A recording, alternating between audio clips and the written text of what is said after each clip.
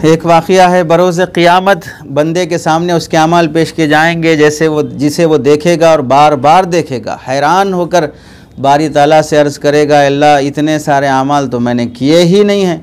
अल्लाह ताला इरशाद फरमाएंगे, तूने फ़लाँ शख्स को दीन की दावत दी थी, उसने मुझे राज़ी करने के लिए अमाल किए, वो तमाम अमाल तुम्हारे हिस्से में लिखे गए। अरे समझे दावत की फ़जीलत और अहमियत पर। साहिब किताब के वही अल्फाज ज़ाब्ते वाले तलाश बिस्यार के बावजूद ये रिवायत सनदन तहाल हमें कहीं नहीं मिल सकी। जब तक इसकी कोई मोतबर सनद न मिले इसे आप सल्लल्लाहु अलैहि वसल्लम के इंतसाब से बयान करना मौकूफ़ रखा जाए, क्योंकि आप सल्लल्लाहु अलैहि वसल्लम की जानिब सिर्फ़ ऐसा कलाम और वाक़िया ही मंसूब किया जा सकता है जो मोतबर सनद से साबित हो।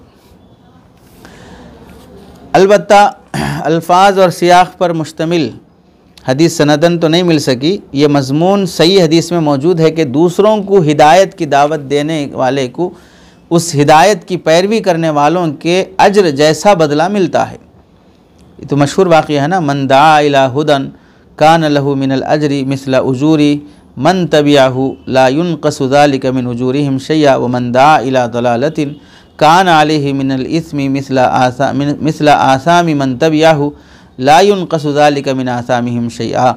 ये हदीस इमाम मुस्लिम ने अपनी सही मुस्लिम में नकल किया, हदीस नंबर 2673 के हज़रत अबू हुरैरा रज़ी अल्लाह तआला रावी हैं। आप अलैहिस्सलाम ने फरमाया, जिसने दूसरों को हिदायत की दावत दी तो उसे उस हिदायत की पैरवी करने वालों के अज्र जैसा बदला मिलेगा, और ऐसा करने से उनके अमल करने वालों के अज्र में कुछ भी कमी नहीं होगी। ये तो मशहूर बात है ना, हदीस से साबित है।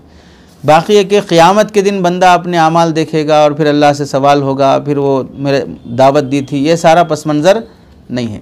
बाकी हिदायत की और दीन की दावत देने पर मदऊ अगर अमल करता है तो दाई को भी उसका सवाब मिलता है, ये साबित है।